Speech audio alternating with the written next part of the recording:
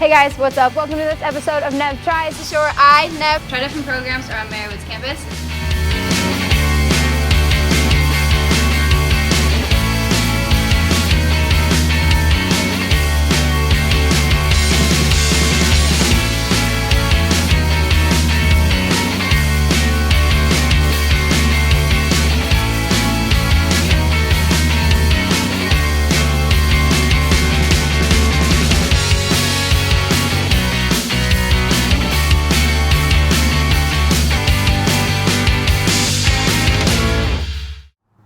Hey guys, welcome to this episode of Nev Tries, the show where I, Nev, try different programs around Marywood's campus. Today, I'm outside of the Munley Theater here at the Sieta Luvaria Center for Performing Arts, or better known to us Pacers as the PAC, and I'm meeting up with Ellen France, who is a senior theater minor, in addition to being one of the heads of Players, which is Marywood's drama program. Let's try some acting. Hi, welcome to this episode of Nev Tries. I'm here with Ellen France. Hello. Who is a musical theater minor, so we're going to look into that program, but we're also double dipping because she is one of the leaders of the Players, which is Marywood's drama club here on campus. So tell us a little bit about the musical theater program first. Okay, so technically I only have a theater minor. Did not realize that they don't have a musical theater minor. It's just straight theater. But through it, I've been able to do regular theater as well as musical theater, and it's really been super fun because prior to college, I only really had experience on stage, but now I have I've stage managed, I've done props, I've done just backstage crew, I've done lights and sound, so I've been able to, because they teach you all of that. They teach you both how to perform on stage and then how to run backstage and how to make the tech side of theater work.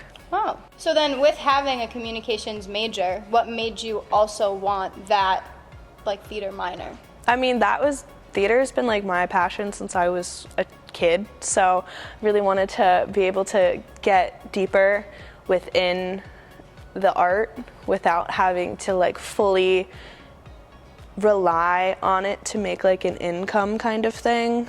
So then talk about the Players. What's that as an organization? What's your role there? What have you done through them? Okay, so the Players has been around for a really long time. I know when I was doing research for my own capstone, I stumbled across a picture of a Players meeting from the 50s. Oh. And back then it was all still women who went here. But yeah, it's just a student-run theater organization, so even if you're not a theater major, you can still participate. I do social media for them, but we always do activities, a couple productions. We're best known for our Twisted Theater, which has been a long-standing tradition, and my favorite thing that I've done here is they gender bend roles, and I've been the MC for two years now. And then even within our theater classes, I took a directing class, and to do that you had to do 2 scenes and you had to cast your friends. So through that I was in a 25-minute cut of Les Mis, which we put into a Players production because why not? Because we had the ability to do so. So we did One Day More and a couple other songs from Les Mis. So I've been and of course I said, I've done tech for the Players and even just the theater department here, so. Nice. So would you say Marywood as a whole forwarded your theater career? Yeah, I mean, I learned more doing theater here than all of the experiences that I've had doing all of the theater leading up to here kind of thing. Oh. Yeah. What do you think theater has taught you that you can apply to your everyday life, outside of theater?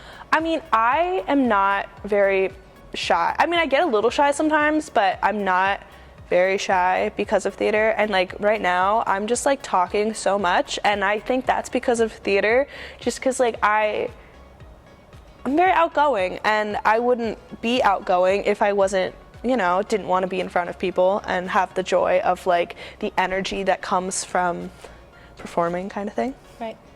Well, are you ready to attempt to teach me how to perform? Oh boy, yes I am. Here we go! Okay, so we're gonna start off by warming up.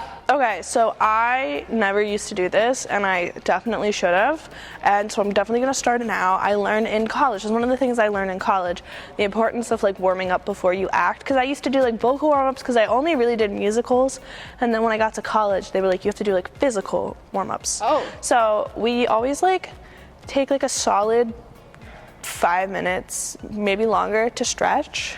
Okay. So there's a lot of like this, you know? I did not think I was gonna be doing yoga today. Sorry. And then like a lot of like, the goal is to like make you feel loose kind of thing, so you don't feel like you're distracted by any pain in your body kind of thing, so you can be in the right headspace to act. A lot of like neck, like swivels like this. I found we've been like rubbing our jaws a lot, which like loosens it up, so you can like not only act but eventually sing if you're doing like a musical kind of thing. My favorite exercise to do is we lay on the floor. We lay on the floor a lot in my theater class, and literally like kind of yoga-esque to just clear all of the bad thoughts out of your head. So the only thing you have to focus on is the task at hand, which is acting. Okay, so Ellen sent me Act 2, Scene 5 from Romeo and Juliet, and we're going to attempt to do that. Okay, do you know Romeo and Juliet at all? I do. Okay, so this is the scene after she sends the nurse to go talk to Romeo and be like, do you want like her back kind of thing. So I guess you're gonna start like here. This is like your bed. This is my bed? Because it takes place in Juliet's like bedroom. Okay. So this is your bed. And I'm gonna be the nurse and you're gonna be Juliet. And basically she's like freaking out because the nurse said she's gonna come back at a certain time, and it is well past that certain time. And so she's like panicking because she doesn't know what happened, because keep in mind, like, you and Romeo are rival families. So Right. you're supposed to get married to somebody else, and he's supposed to get married to somebody else. Oh, but at the ripe age of 13? yeah, you're 14, he's 16. Totally not creepy at all. But so the nurse like knows this and like doesn't want it to happen, but in the time period, here's some dramaturgy for you. In the time period, the nurses would like take the babies and like literally nurse them for the mother. Oh. And so like she has an emotional attachment to the nurse because she literally raised her. So the nurse is like, I want her to be happy, but also at the same time, I feel like I need to put a stop to this because like they're not supposed to be together. So it's like this whole conflicting thing. Okay. Meanwhile, you're like a hormonal 14-year-old girl Who just wants this hot boy. Yes, exactly. Okay.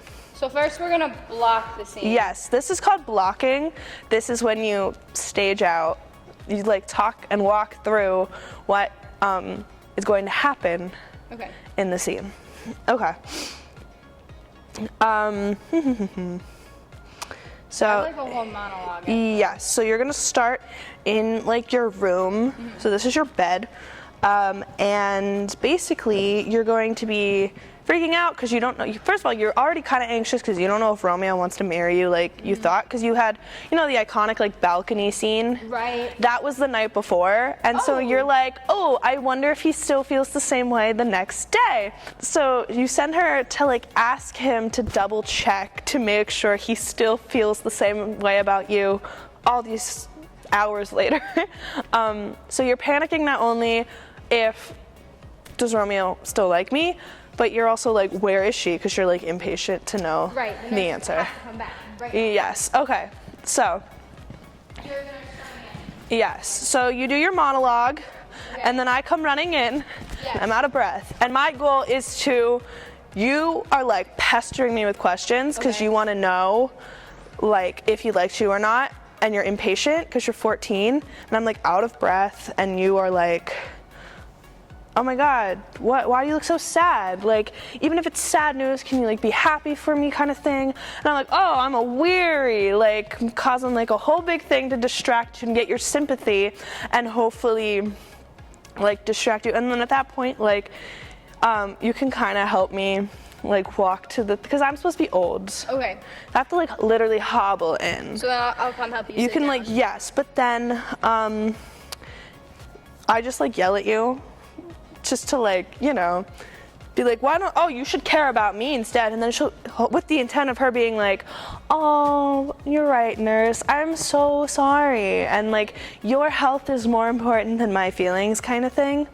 But there is certain parts where the nurse will like just change subjects real quickly because she'll find herself like telling Juliet information and then has to be like, oh, never mind. Because at first, because she's like trying to like talk bad about Romeo, but then realizes, well, he's actually really nice and really hot, and like you're right to be in love with him, but like don't be. But you like she has to like stop herself and be like, wait, like she can't be in love with him, even though like I said before, she's kind of like a mother, so she wants her to like be happy and stuff, but she's like not supposed to.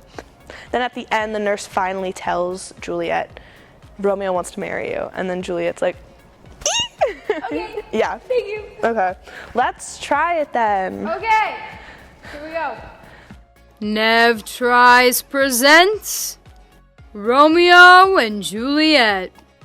The clock struck 9 when I did send the nurse. In half an hour, she promised to return. Perchance she cannot meet him. That is not so. Oh, she is lame. Love hurdled should be thoughts, which 10 times faster glides the sunbeams, driving back shadows on lowering hills. Therefore do nimble pin doves drawn love, and therefore hath the wind swift Cupid's wings. Now is the sun upon the high-most hill of this day's journey, from 9 till 12 is 3 long hours, yet she has not come. Had such an infectious and warm youthful blood, she would be swift in the motion as a ball. My words would bandy to her my sweet love, and his to mine. But old folks may fray as they were dead, unweedly, slow, heavy, and pale as lead. Oh God, she comes! Oh honey nurse, what news? Hast thou met with him? Send thy man away. Peter, stay at the gate. Now, good sweet nurse. Oh Lord, why look'st thou sad? Thou news be sad, yet tell thy merrily. If good, shamest the news with a sour face. I am a weary, give me leave a while. Fie, how my bones ache. What a jaunt have I. I would have how thus my bones and I thy news. Nay, come, I pray thee, speak, good nurse, speak. Jesu, what haste! Can you not take rest a while? Do you not see that I am out of breath? How art thou out of breath when thou hast breath, to say to me that thou art out of breath? To the excuse that thou dost make in this delay is longer than a tale than an excuse. Is thy news good or bad? Answer to that. Say either, and I'll stay the circumstance. Let me be satisfied. Is good or bad? Well, you have made a simple choice. You know not how to choose a man. Romeo, no, not he, though his face excels all men's. His leg is better than all men's, and for a hand, and a foot, and a body. Though they are not to be talked on, yet they are past compare. He is not the flower of courtesy, but I'll warrant him as gentle as a lamb. Go thy ways, wench, serve God. What, have you dined at home? No, but all this did I know before. What says he of our marriage? What of that? Ah, my head. What a head have I. It beats as if it would fall into 20 pieces. And my back, other side, my back, beshrew your heart for sending me about to catch my death with this jauncing up and down. Aye, Faith, I'm sorry that thou art not well. Sweet, sweet nurse, what says my love? Your love says, like a kind and a courteous and a handsome, I'll warrant a virtuous. Where's your mother? Where's my mother? Why, she's within. Where should she be? How oddly thou repliest. Your love says, like an honest gentleman, where is your mother? Oh, God's lady dear, are you so hot? Mary, come up, I trow. Is this the poultice for my aching bones? Henceforward, do your messages yourself. Here, such a coil. Come, what says Romeo? Have you gotten leave to go to Shrift today? I have.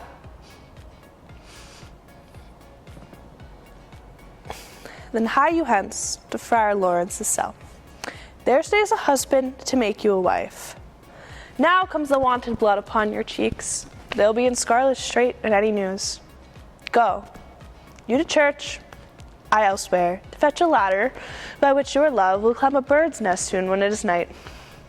I am in the toil and drudge in your delight, but you shall bear the burden soon tonight.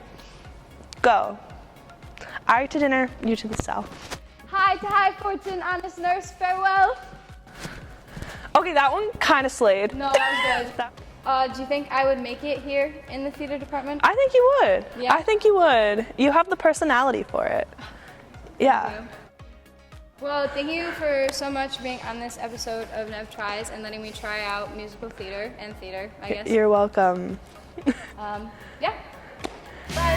Who knew how many yoga moves went into acting? Although my memorization skills might not be up to par, I had a lot of fun playing the one and only Juliet. I also enjoyed learning how much Marywood's theater has to offer. From majors and minors to clubs and student-run musicals, this department seems like it's nothing but a good time. And that's all on top of how much stage and behind-the-scenes knowledge you get. I hope you guys enjoyed watching my amazing acting skills, and I'll see you next time on Nev Tries.